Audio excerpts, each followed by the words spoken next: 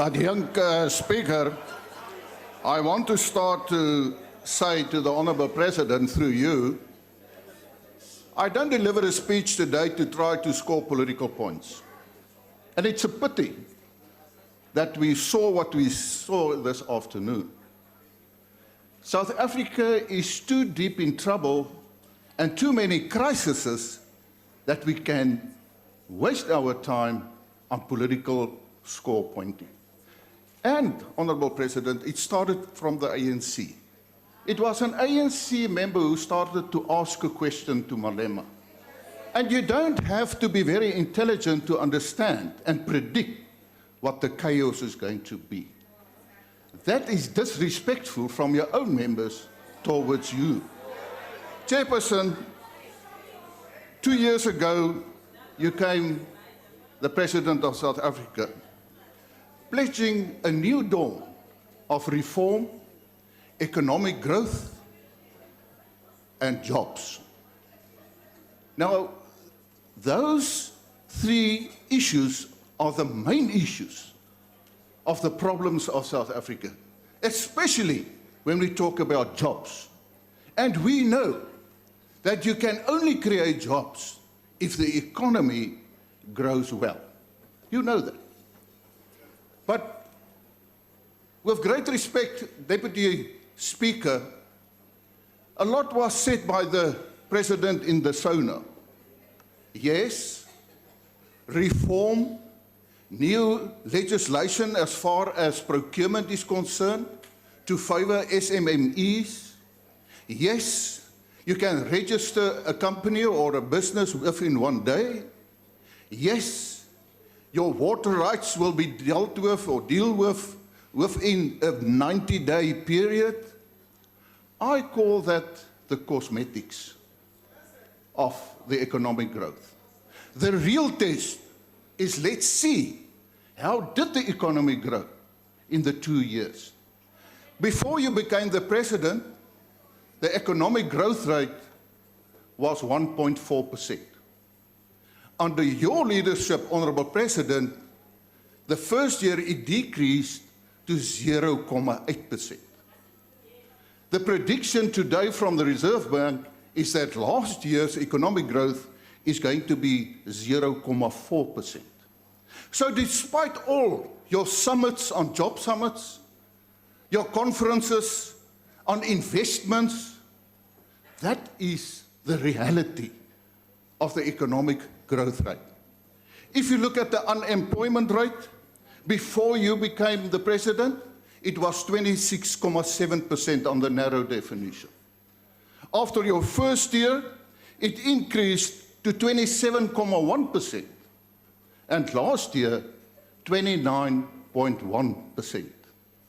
Those are the realities of what is happening in the economy. Let's take Eskom. Chairperson, I stood from this podium and said numerous times that we have to do away with black economic empowerment. We have to do away with affirmative action, and we must stop expropriation without compensation. Why did I say that?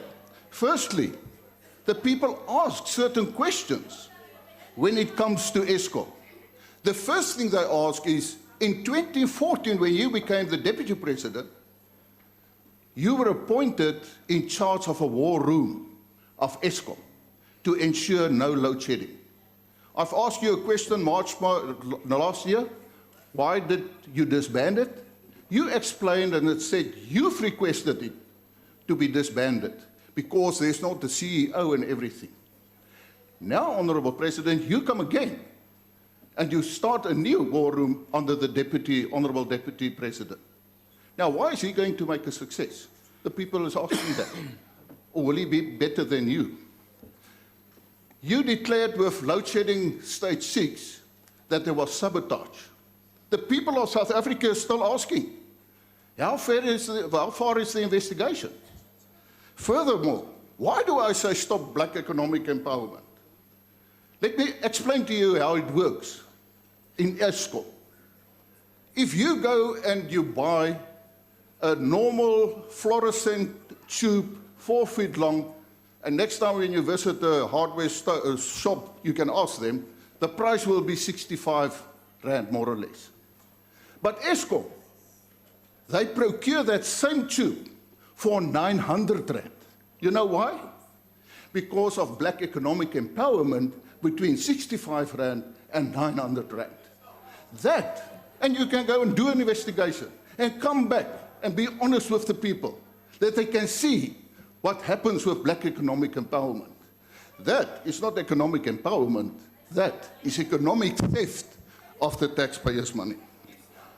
We say from the Freedom Front Plus, Chair, review the labour legislation.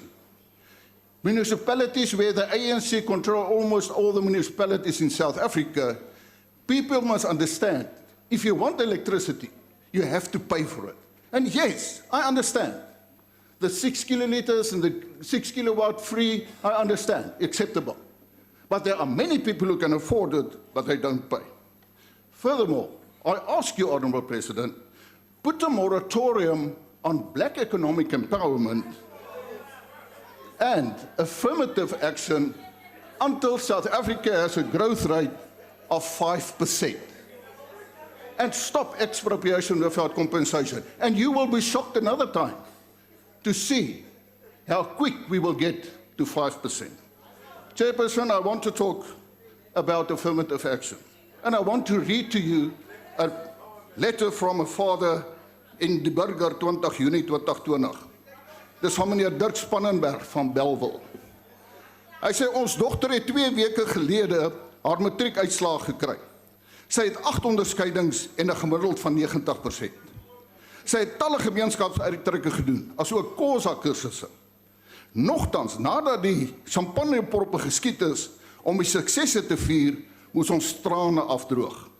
Aangesien sy nie kering gekry het om medies te studeer nie. Haar passie was en is steeds om 'n pediater te word, en dit is hoekom sy so hard gewerk het. Wat sê jy aan jou kind wanneer dit gebeur? Hoe hou jy haar positief wanneer drome vertrap word deur 'n stelsel van onregverdigheid? I appeal to you, Honourable President, on Thursday. Can you please answer this pupil? 90% and average, 8 distinctions, but she cannot go and study medical studies. Lastly, Chairperson, I said also numerous times, the Afrikaner wants to build this country. We extend our hand to try to build. On Reconciliation Day, you came forward and you referred to the Blood River issue and the voortrekkers as invaders and freedom front or freedom fighters. Chairperson, Deputy Chair, with great respect, that was an insult to my ancestors. I'm a descendant of those voortrekkers. En ek vra vir die agbare president, dit is nie nasiebou nie. Die gelofte was 'n gelofte tussen die voortrekkers, nie die regering nie. Maar ek wil ook vir die agbare president sê, dit gaan nie oor of gelofte of versoeningsdag nie. It's not or, but and. Die wat wil geloftefees wil hou, hou dit. Die wat wil versoeningsdag hou, hou dit. Can I say, reconciliation between the voortrekkers and the Zulus happened in 1840, where they gave stones to each other as a symbol of peace. And there is peace up till today. I want to conclude to say to you, Honourable President, every president has a legacy. You decide what your legacy is going to be.